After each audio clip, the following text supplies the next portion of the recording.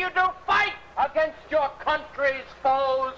Your country's fat shall pay the pains for your hire.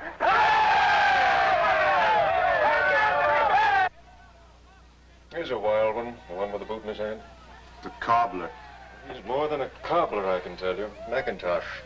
He started this. He put up that effigy? He must be mad. Wild, not mad. Little taming and he could serve our turn. I doubt if anyone could tame him. Too bad for the Sons of Liberty.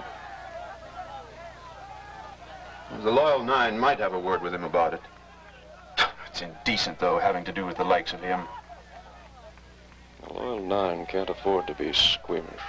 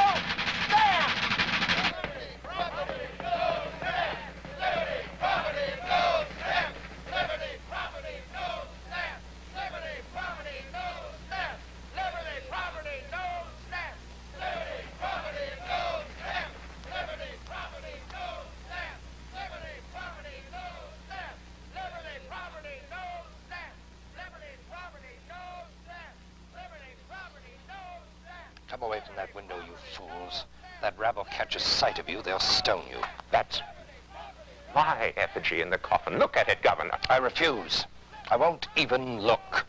Ridiculous fools playing games. I was against the stamp tax. Oh, Andrew, shut your mouth. I didn't want it. I opposed it, just as Thomas did. The crowd... I'm not your judge, and I'm not your accuser, and so I'm not the one hanging you in effigy. But if you want to explain yourself to those who are, run. Now, into the street. Tell them.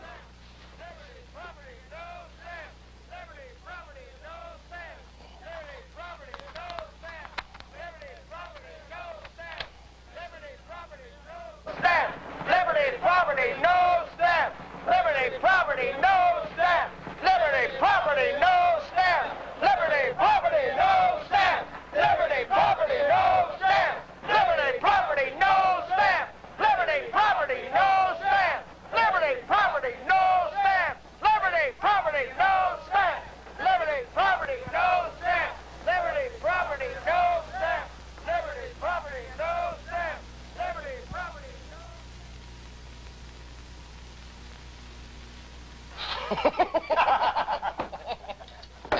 Yeah, but afterwards, when he first came out of the house, but then he didn't have his pants on. He was...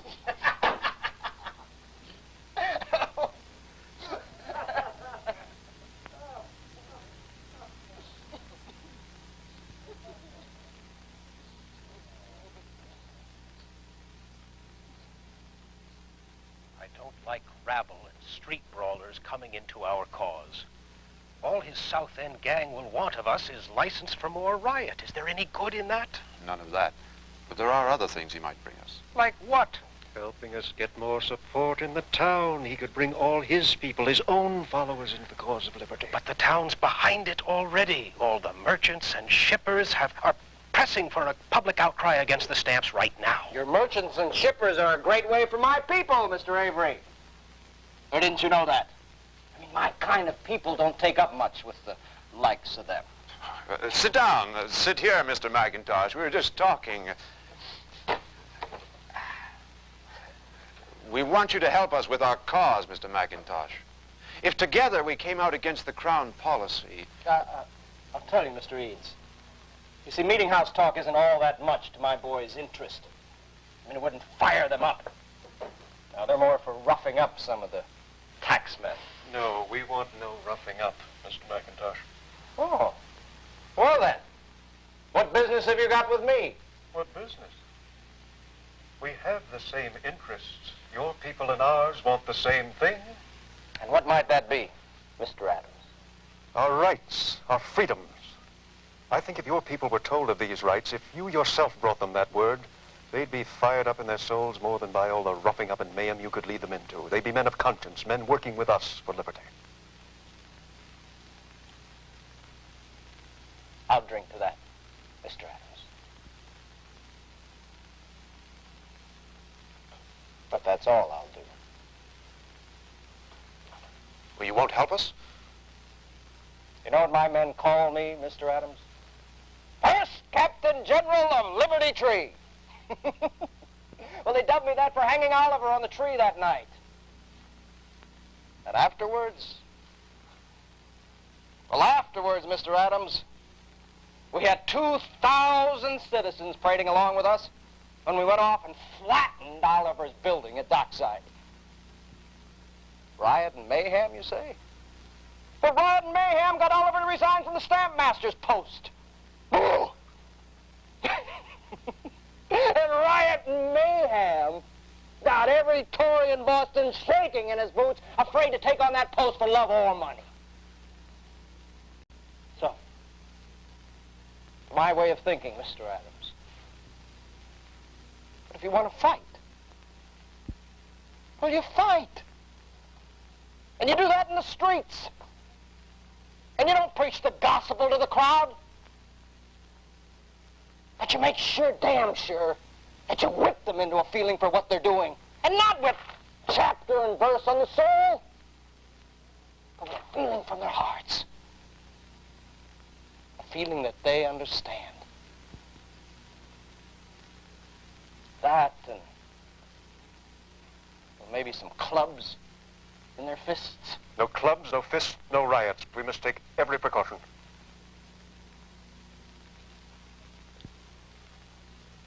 Who's our man, Mr. Adams? Well, you do want me and my boys to go out and scare someone, right? A gentle demonstration of our feelings? It's the Lieutenant Governor, isn't it? First, we must agree that... It'll go as far as you say. Is it the Lieutenant Governor, Mr. Adams? Is it Hutchinson?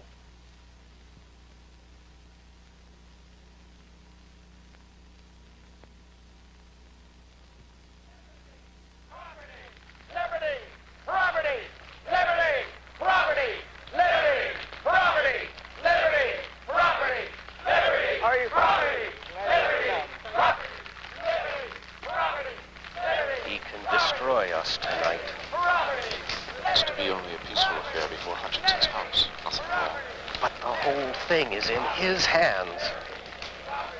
Liberty! Property! Liberty! Property! Liberty! Property! Liberty! Property!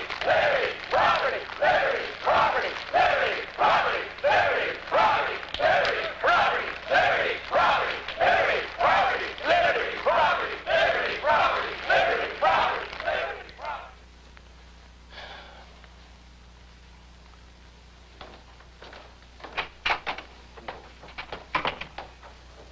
Thomas is staying in his house with his family. He won't leave. The man's a fool. There are rumors he'll be destroyed by the mob tonight. Why in heaven's name? Because he's mad, and he's an idiot. He could so easily have escaped and come here with us. Now, they'll murder him. That mob doesn't believe my resignation was genuine. They want me to write out or publicly renounce in front of... Do you know what makes me sick? Cowards. This whole thing is turning you into a sniveling, whining nothing. Governor Bernard, I can't help it. I'm terrified.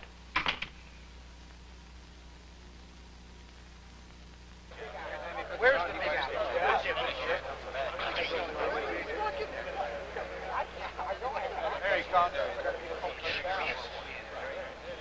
All right, Hutchinson. Come out. Hutchinson! Come out!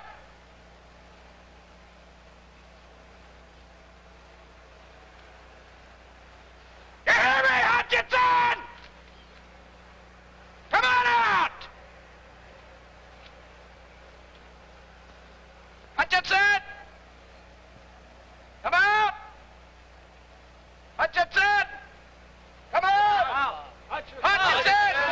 Come out! Hutchinson! Come out!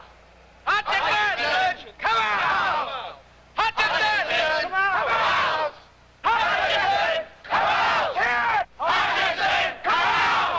Hutchinson! Come out! Hutchinson! Come out! Hutchinson! Come out! Hutchinson! Come out! Hutchinson!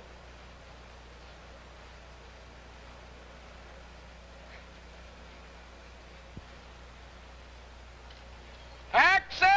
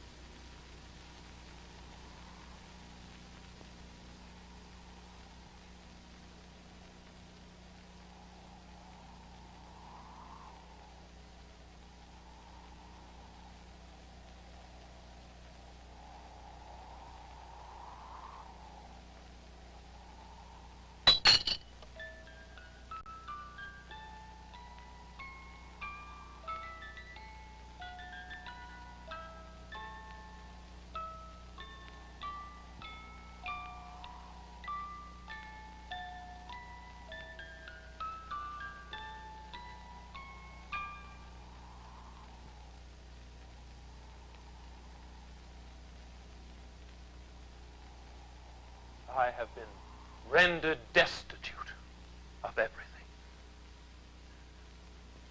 I have no other garment left to me but what I have on. And not one in my entire family is in a better situation than myself. I am innocent.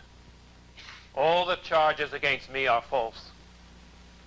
And though I am not obliged to answer all the questions that may be put to me by every lawless person, yet I call God to witness that I never, in New England or old, in Great Britain or America, neither directly nor indirectly supported or in the least promoted or encouraged the Stamp Act.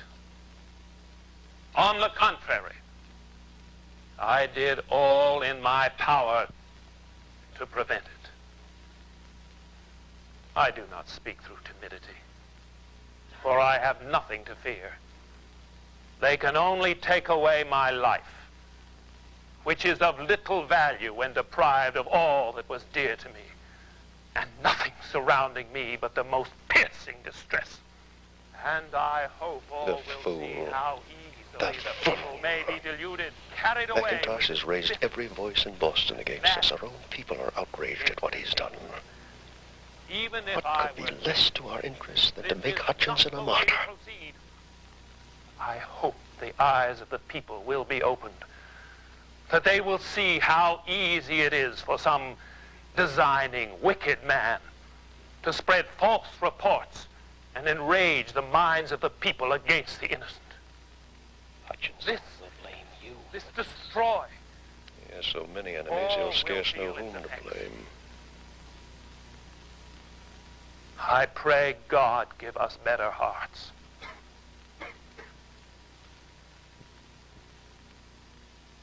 Their leaders, their captains, those are the ones to be arrested. Who do you think put them up to it? I don't know any more than you do. But if we arrest McIntosh and put him on trial, we'll have the chance to find out. And I'm calling out the militia tonight. Listen to me, Governor. Unless we search out every level... Thomas, that's all we can do for now. That's all. Mr. Greenleaf, take the warrant and get McIntosh thrown to jail before he ruins all of us.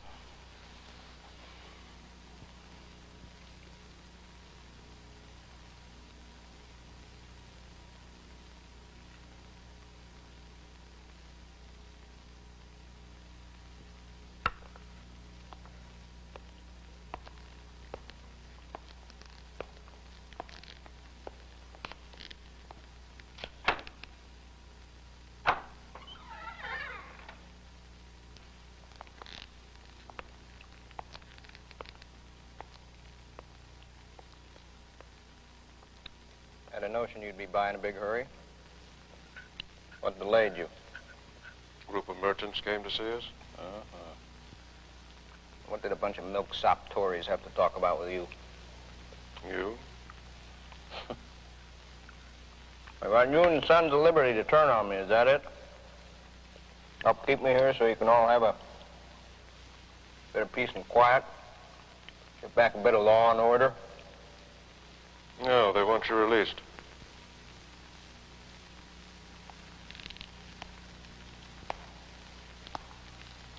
They want to go to the sheriff tonight and ask him politely to let you slip out of here. No questions asked. A bunch of rotten Tories want me out of jail. What for? So they can hang me in the customs house? No, they want you out for their own peace of mind. They're afraid the militia won't patrol the streets tonight unless you're freed. A lot of the militia are your boys, right? Then it's all in your hands now. What is your answer waiting on? You.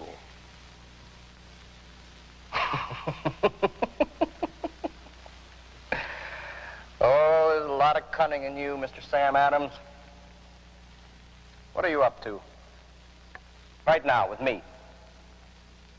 I'm considering whether it isn't best to let you rot in jail.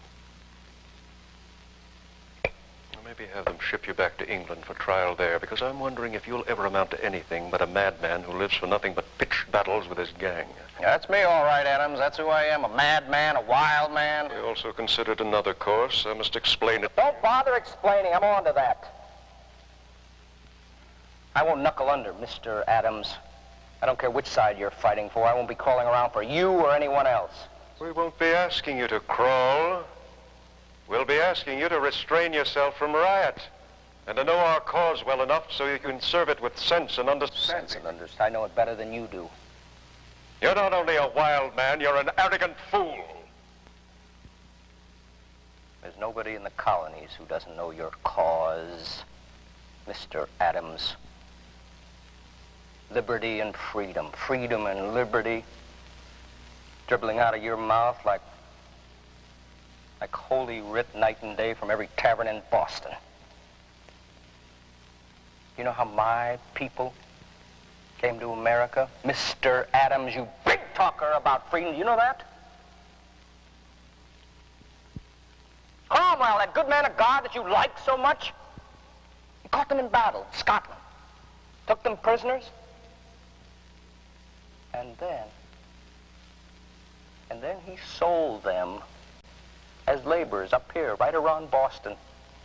Free men! Fine soldiers, and they swore that when they got back their freedom, that no man on God's earth would ever put a master or a tyrant on their back again. So you can talk about your freedom. You talk about your liberty, your sacred rights, all you want. But I'm not putting my neck under a yoke for you or anyone else. Your talk is all liberty. His talk was all God. But from where I sit studying my chances, from either one of you, you and Cromwell, are nothing but a pair. Listen to me, McIntosh. No, Captain McIntosh, first Captain General of the Liberty Tree, to you, to my men, to everybody. Quiet down, Captain McIntosh. You don't have the sense of a day-old mule. Do you know where your rioting will lead your fight? To here and nowhere else. No man is my master. No man will bend my back. You screamed that all last night and accomplished what? You're in prison and the town's frightened out of its wits. Even those patriots who were drunk and foolish enough to behave like your gang are appalled and ashamed now for their idiocy last night. And that bloody tyrant Hutchinson, do you know what you did for him? Oh, he's a martyr now. And the whole town is telling itself what a good and decent officer of the crown he's always been. We've had to spread the rumor it was he who proposed the stamp tax, for heaven's sake, to keep a bit of feeling going against him. As your fight in the cause of freedom accomplished a lot last night, it hasn't suffered a blow like that since it first began. What are you doing? Did you hear a word I said? Yeah. I heard you.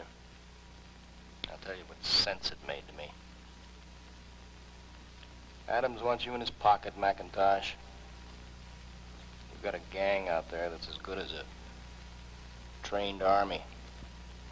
He wants you to come in with him, he says. He'll keep a little leash on you, he says, so you won't get him into any more trouble than he can handle. Well, the answer is no. You'll have considerably more freedom in jail, I take it. The answer is no. You don't know yourself very well, do you?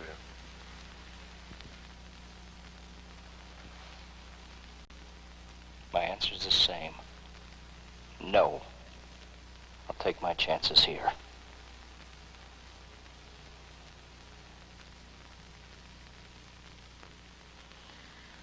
Captain McIntosh, when a man goes to the trouble of raising up a street army,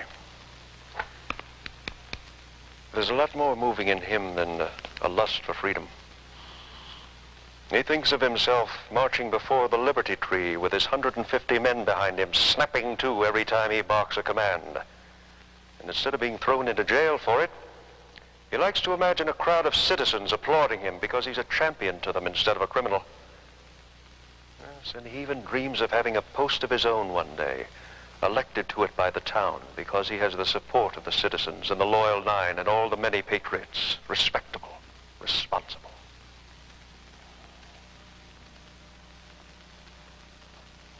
You are a cunning old preacher, Mr. Sam Adams. But you might as well save your breath.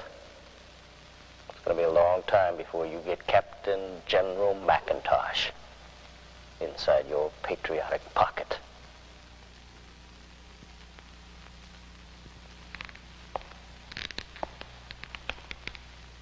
Don't make it too long, Captain General. The merchants must have their answer before sundown.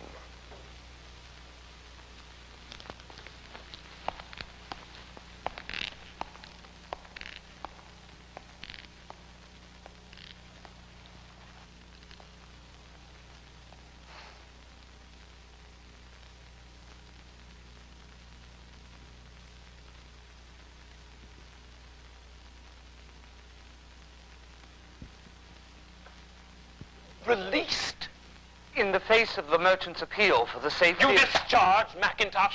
Yes. Then, Mr. Greenleaf, you have not done your duty. He did precisely his duty, Thomas. Under these circumstances, what in the name of heaven could the man Governor, we must have him back. He must be brought under arrest again, or else we are in I tell you plainly, I won't raise a tiny finger to recover the man. Don't you understand Don't that you understand that this is no proper time to muck about enforcing exotic things like the law?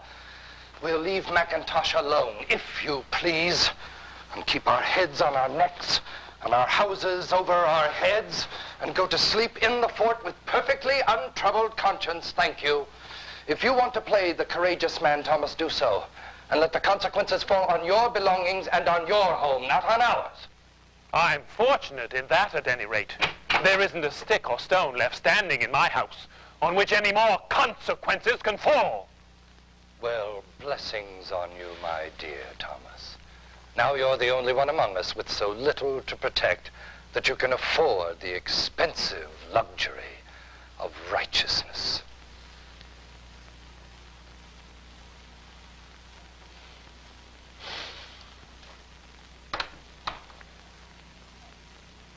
Can you conceive of it? Now I'm wrong because I'm right. You look positively green, Andrew. What is it? Out with it. Loyal 9 are spreading word that my resignation has stamped me. Master was false, and they want me... They say they want me to resign again, publicly. To humiliate myself in front of the whole town so that... If there's any protection to be had, Andrew, you may rest assured you'll have it. But if McIntosh is directed, as you say, by the Loyal 9, then what protection do we have? The mob will be as good as any army, and if nothing prevents their will... Most of Boston is still loyal to the crown. Remember that. Yes, but in the face of an army, Thomas. How will they protect themselves? how many we are. If the mob is master, as you say, then we... What?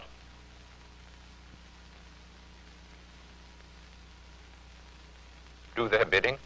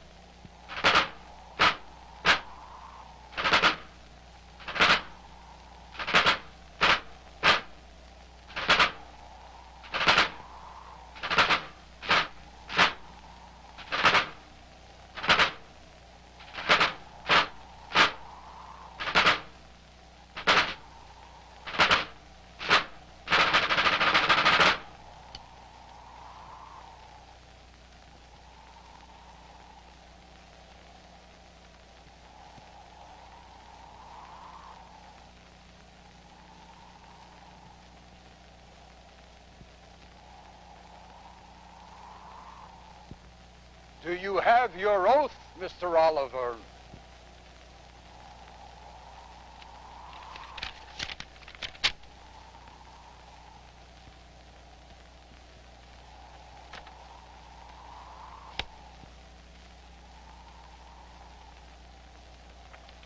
I, Andrew Oliver. So that the townspeople can hear you, Mr. Oliver. I, Andrew Oliver, do voluntarily and publicly before the assembled townspeople of Boston call God to witness that I renounce forever my office as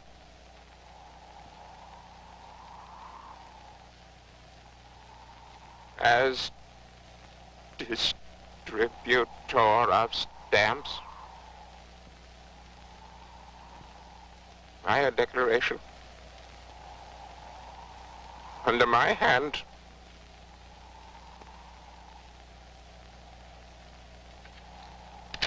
And under my oath, and under my oath taken on the 17th day of December, 1765, taken on this 17th day of December, 1765, under this tree of liberty. under this tree of liberty.